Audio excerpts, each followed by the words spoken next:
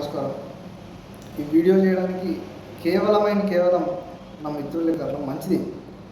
అయితే ఒక 1 week back నుండి నా ఫ్రెండ్స్ కాల్ చేస్తున్న క్యాజువల్గా ఓట్ వేయడానికి ఎప్పుడు వెళ్తున్నావు అని అడిగితే రెస్పాండ్ ఏంటంటే, మామ గ్రూప్ 1కు ప్రిపేర్ అవుతున్న టైం వేస్ట్ అవుతుంది, మామ ఎగ్జామ్స్ ఉన్నాయి వెళ్ళలేను, మామ ఉద్యోగం చేస్తున్న సెలవు లేదు. అంటే మనం 5G జనరేషన్లో ఉన్నాం. ఒక్కసారి బిఫోర్ ఇండిపెండెన్స్ కూడా భగత్ సింగ్ అనే పేరు విన్నారు కదా మీరు. భగత్ సింగ్ వాళ్ళ తాత పెరట్ల మామిడి చెట్టు నాటుతుంటాడు. అప్పుడు భగత్ సింగ్ వెళ్ళి తాత ఏం చేస్తున్నారు అని అడిగితే, బేటా మీకోసం మీ పిల్లల కోసం మామిడి చెట్టు నాటుతున్నారు, రేపు మామిడికాయలు కాస్తాయి అంటే ఆయన ఆలోచించకుండా పరిగెత్తి ఒక చిన్న తుపాకీ తీసుకొచ్చి చెట్టులాగా నాటుతాడు. వాళ్ళ తాతకు అర్థం కాదు. వెళ్ళి అడుగుతాడు, బేటా ఏం చేస్తున్నావు అంటే, తాత నాకు కావాల్సింది మామిడికాయలు కాదు, నా పిల్లలకు కావాల్సింది మామిడికాయలు కాదు, ఇప్పుడు నా దేశంలో తుపాకులు లేక బ్రిటిష్ వాళ్ళ అరాచకాలు ఎక్కువైనాయి, నాకు తుపాకులు ఉంటే బ్రిటిష్ వాళ్ళ ప్రాణాలు తీసి నా భారతదేశానికి స్వాతంత్రం తీసుకొస్తాను, నాకు ఇప్పుడు మామిడికాయలు కాదు తుపాకులు కావాలంటాడు.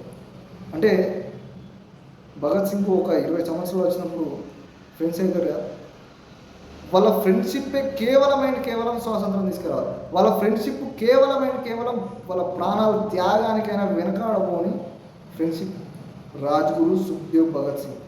అంటే వాళ్ళు బ్రిటిష్ వాళ్ళ మీద బాంబులు దాడి చేసినప్పుడు బ్రిటిష్ వాళ్ళు అరెస్ట్ చేసి ఉరిశిక్ష చేస్తారు. ఉరికమ్మ ఎత్తున్న చివరి కోరిక ఏందని అడిగితే, చివరి కోరిక ఏం లేదు, ఇంకిలాబ్ జిందాబాద్, మా ప్రాణాల త్యాగం యువతకు స్ఫూర్తి తీసుకొచ్చి నా దేశానికి స్వాతంత్రం తీసుకొస్తామన్న నమ్మకం ఉంది వాళ్ళకి. అంటే ఈరోజు స్వాతంత్రం వచ్చింది. నేను అడుగుతున్నా, ఇప్పుడు వాళ్ళ ప్రాణాల త్యాగం నీ గ్రూప్ 1 ప్రిపరేషన్, వాళ్ళ ప్రాణాల త్యాగం నీ ఉద్యోగం, వాళ్ళ ప్రాణాల త్యాగం నీ చదువు. The most powerful weapon in the democratic country is more than the bullet is ballot. నేను ఇప్పుడు బుల్లెట్లతో ఫైట్ చేయమంటాను, బ్యాలెట్ల మీద ఫైట్ చేయమంటాను.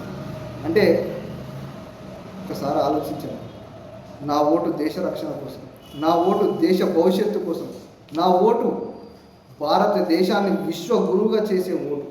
మరి ఓటేద్దాం, దేశాన్ని అభివృద్ధి బాటలో నడిపిద్దాం. జై హింద్, జై భారత్.